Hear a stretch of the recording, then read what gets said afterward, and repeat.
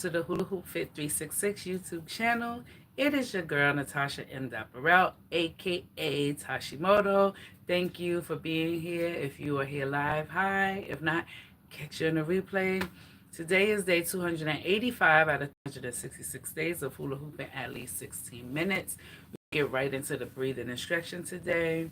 And I'm going to get a little personal tonight because something's going on in my life, and I don't think I'm bugging, but I just want to make sure, you know. Hi, Mocha. Glad you're here.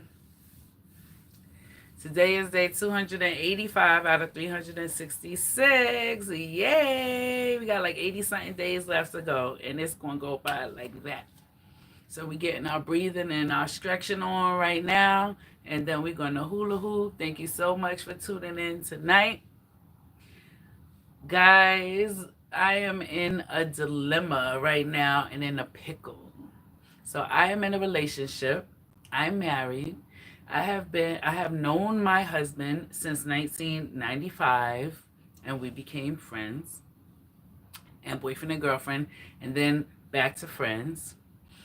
I have been with my husband since 2002. We started living together at the end of 2002. We got married in 2010. Had our first child 2015. Second child 2017. So now we about to celebrate next month. We're supposed to be celebrating our 15-year wedding anniversary. And 95, 05, 15, 25, 30 years of knowing each other. And we've been together since 2002, 23 years consecutive. Okay? My in-laws don't really like me, and they never did, and that's okay. But my husband, who's been with me, who I'm in a relationship with, seems like he doesn't understand. So they don't live in New York, they used to. And my sister-in-law and my mother-in-law, maybe my mother-in-law, I don't know. They are supposed to be coming to New York tonight. I just found out this afternoon at 1 o'clock that my husband was going to pick up his sister from the airport at 10 p.m. tonight. And then when he took the car seats out of his car, my question was, why are you taking the car seats out of the car? If your sister's coming, you don't need room in the back seat. He looked at me like I was crazy and said, oh, because my mother may be coming. Like, is your mother coming or she may be coming? It's like, well, I don't understand what's the problem. I walked away because I said, that's the problem. The fact that you don't understand what the problem is. Am I bugging? They're not coming to stay at my house. They staying someplace else. But the fact that I just found out this afternoon, less than 12 hours ago, that my sister-in-law is coming and my husband needs to pick her up from the airport. And then less than an hour ago that my mother-in-law may be coming, and that's why he got to take the car seats out of the car. But he didn't need to tell me, and he was like, so what's the problem?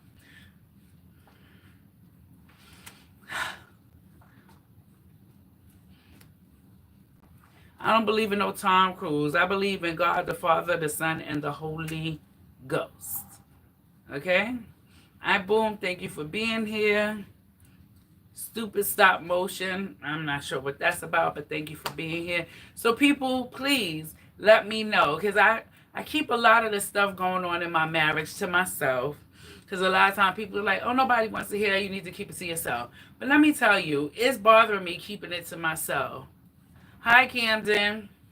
So if I've been with my husband, we've been friends for 30 years, in a relationship for 25 years, married for 15 years, parents for 10 years. Should he be telling me when my in-laws are coming in town, even if they're not staying at my house, but they're going to be in New York? Should I have known that already? Or is it okay for me to find out at 10 p.m. that he's on the way to the airport to pick up his mother and sister? Am I bugging? Because he looked at me like I was crazy when I'm like, who else is riding in the car? Why'd you take the car seats out? Maybe my mother. Maybe, or definitely your mother. You're on the way to the airport. You don't know that she's coming to New York yet? Or you're not? Either way, it's nothing for me to end my relationship. But after 20 plus years, it's really exhausting, this bullshit that I deal with my husband and his family. So I'm venting tonight because it's, I don't know. Dump him. Dump him. We've been together for a long time, and we have our 2 kids, and my children will severely be affected. So on one hand, I see these people less than 31 days in a full year, if even that much. On the other hand, we live together and he don't seem to have a clue. That's what bothers me. It's not them, it's him. I'm not married to them. I'm not dating them. I'm not in a relationship with them. I don't live with them. I don't need to ever speak to them again. I'm good. Him, even if we break up tonight, I got to co-parent and deal with him. So I'm just exhausted. This relationship with his family at this point is exhausting. And they don't like me simply because I have too much mouth. That's who I am. That's who he got with when he dated me. That's who he married. That's who he had kids with. So, I don't know. Take a break from him. Use the time to study Scientology. I'm not studying Scientology. I am a Christian. I have no interest in any other religion. I could study it though, just for comparison. But I have no intentions on being anything else. As I mentioned in the beginning, I believe in God the Father, the Son, and the Holy Ghost. Okay? I hope I make a good decision too, Camden. Because right now, I'm 47. I will be 48 in June. 2 years away from 50.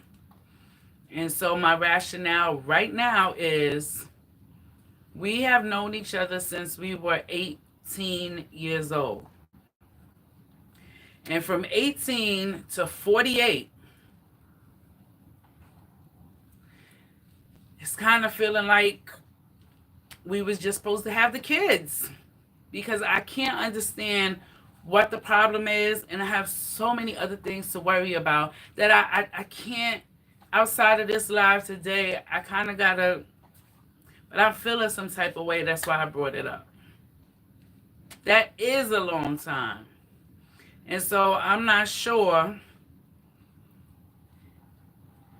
Like, I feel like I'm still young, even though I'm 47. And I feel like this is the thing, though. I don't really want to be intimate with nobody, period. I don't have the wherewithal and the bandwidth for that. Right now, I am trying to build an empire.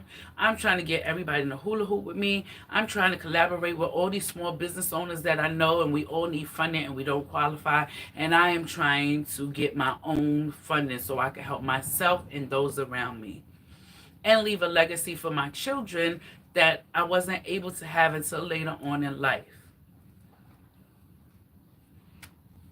I've been hula hooping since I was a child. And I've been hula hooping with the weighted hoop since 2020. They actually have hula hoops. When his father was alive, he purchased, I gave one to his mother as a gift and his sister as a gift. But his father purchased the one for the sister. After it was gifted, he decided to buy it and buy one for his other son and grandson to share. So they have 3 water weighted hula hoops in their home. They don't use them. When I was down there for the funeral over the summer and doing my challenge then, I tried to get them to join me. They said they would, but it never happened. So whatever. Like I said, my problem is not with my in-laws. My problem is with my husband. I don't know why he acts the way that he does, but I was told that once you get married, you're supposed to leave and cleave. Leave your parents and cleave to the bosom of your wife. But he seems to cleave to the bosom of his mama and leave me. And then have something to say when I feel some sort of way. But I feel some sort of way. Is it worth ending my 30-year friendship? 15-year marriage? I don't know. I don't know. But I'm feeling some sort of way. J-Dub, that's why I'm bringing it up tonight. I'm sorry to be bombarding y'all with my problems. But I've been praying really hard since December on what to do. Because at this point in time, we're stuck in our patterns and old ways. And the only one who wants to make change is me. I can't change anybody. What?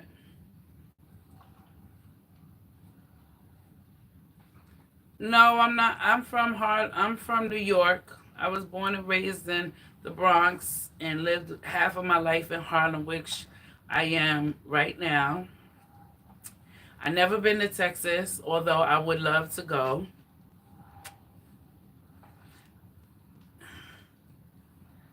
116th in Harlem? I'm in Esplanade Gardens. Hey, Jay. My classes they starting back in April. They're gonna be on 115th and Forster Projects. Well, sorry, due to gentrification, it's now called King Towers. But if you're from Harlem, you know that it's Forster Projects. Yay, so look for my signs. Come through. I'm going to be there on Saturdays. I don't know what time yet, and I don't know when it starts. Yes. Hey, too soon, Jay. I just finished saying that I'm in a marriage. I'm married. My anniversary is coming up next month, and I'm debating on if we're going to celebrate another year together, 15 years married, or if we're going to celebrate having our children and end it. So hopefully God tells me what to do, because I'm fed up, honestly. You know? Yes, I can have a friend. I ain't answering you no more, Jay. I'm done with this conversation. I got to get to my arms. We got 30 seconds and we're going to add the arms, people. So, yeah, that's what's going on. So, should I feel any type of way, or am I exaggerating? Like, am I making a big deal out of something? I don't know. I feel like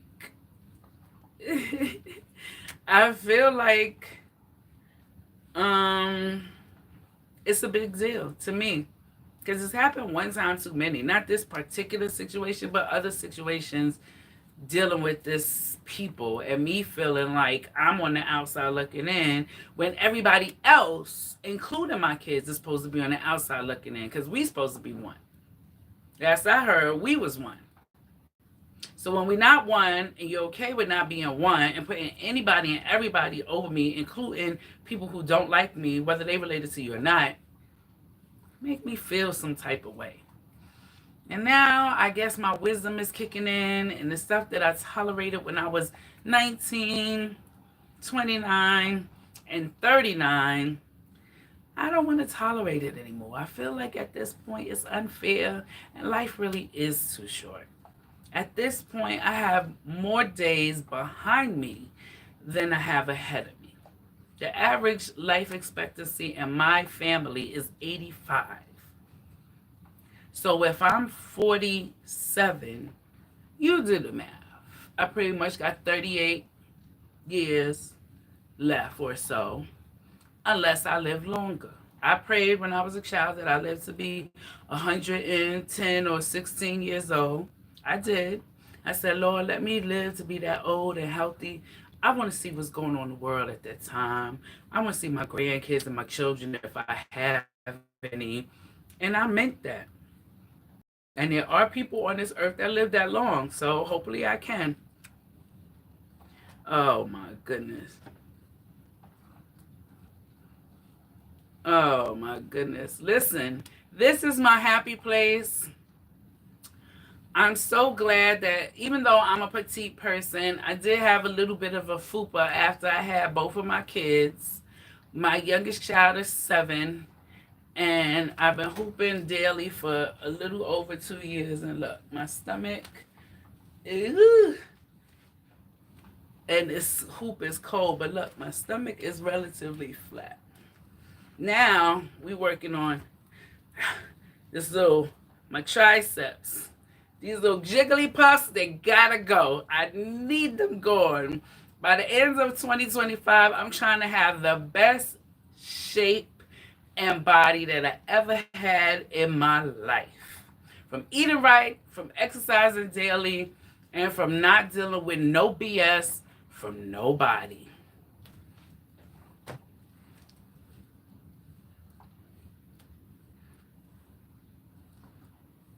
How was the hula hoop in Walmart? Were you able to do it? Push-ups. I do push-ups.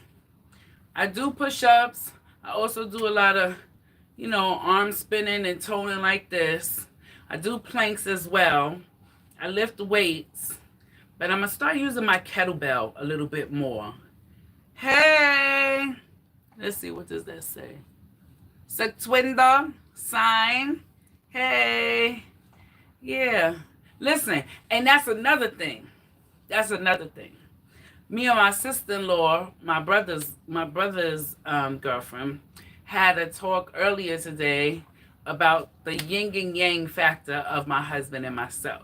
He's low-key and quiet. I'm loud. I'm low-key very little bit. So it's like, oh, y'all are like a yin and yang. And it's like, the yin and yang go like this. And it was cute when we got together when we were teens. Now, after all these years together and all these differences together, the yin and yang is more like this. We touching at the bottom, going in completely opposite directions. He works, although he has the ability to own his own business. He's part of my company, although he is not really involved. I do this because I've tried to work since having my children, and it's never worked out because their schedule is very different, and I have to take off from work and all of this stuff. So I have my own business so I can bring my kids to work and I can work around their schedule. Yes, relationships is growing in different directions. I'm sorry, Suave S. It is easy if you get a technique. I can't stop it right now. I'm going to be stopping in another minute, but I'm going to show you the technique. You basically put the hoop, make sure it's touching your back. 1, 2, 3, throw it, and then you hula hooping. Okay, that's how you do it. So I ask y'all that you pray for me, that I get the right answer, and I use my head and reasoning and not my heart and emotion to come up with the right answer. Because whatever decision I choose is going to alter the lives of our children who live in a 2-parent home their whole lives. Something I didn't live with neither one of my parents. I lived with my grandmothers and my aunts and uncles. I lived with my mother when I turned 12 and a half. And I never lived with my father. I stayed in his mother's house, but I did not live with him. Okay? So, all right. So I've completed my 16 minutes of hula hooping for the day. And Suave S, if you're still here, I'm going to show you the proper way to hula hoop twice, from the front and from the back. So you put the hoop on your back like this. I'm going to turn around so you can see it's touching my back. Whether it has water or not, the hoop needs momentum. Pull it back. 1. Pull it back. 2. No pause. 3. No pause. Throw it. Then move your waist and your knees. You see that? Now we're going to do it this way so you can see it again. So put it on your back. 1. No pause. 2. No pause. 3. No pause. Hoop.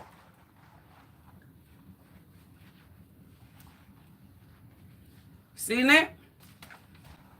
Okay. And wait, let me do the other way too. Let me see. 1, no pause. 2, no pause. 3, no pause. Hoop. This is my side that I don't like that much, but it's the same thing. Momentum. Pull it back.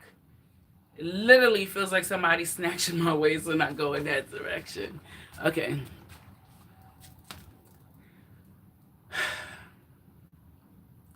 Thank you. Good night, y'all. So we're going to do our breathing instruction now.